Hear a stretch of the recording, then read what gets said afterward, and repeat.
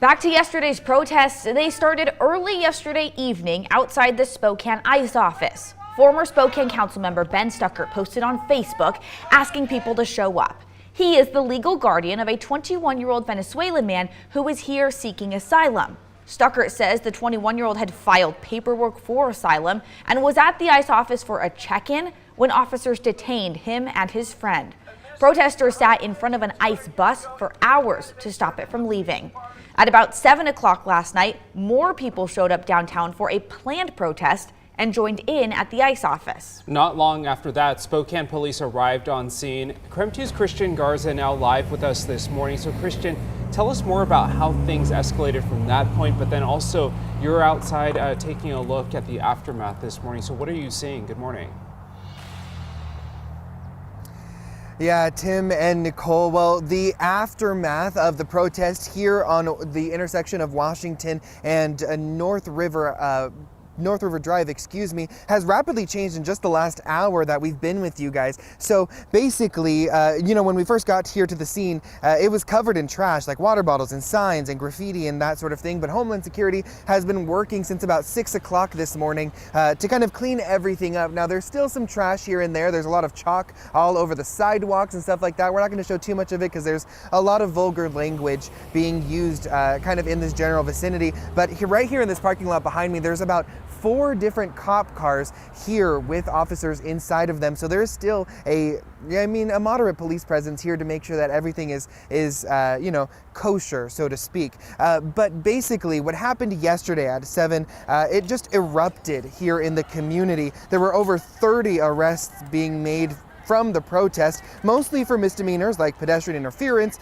and criminal damage. The Spokane Police Department actually used pepper balls and smoke to get people out of this very area that I'm standing at around 8 p.m. last night. Now, Police Chief Kevin Hall clarified that while pepper balls were used, they were not used on individual protesters, but rather used and shot in the air to act as a sort of pepper spray.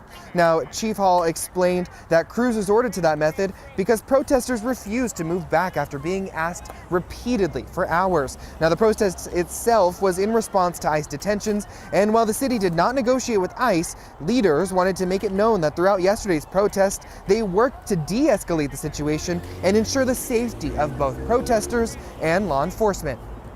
I made it clear in my public statement, as well as to Mr. Stuckert, that Spokane Police Department would remain in compliance with the Keep Washington Working Act, that they would endeavor to keep the peace, and that they would enforce Spokane laws. The city of Spokane has a commitment to upholding First Amendment rights. We believe in the right of peaceful protest, and the safety of our community members is always of the utmost importance.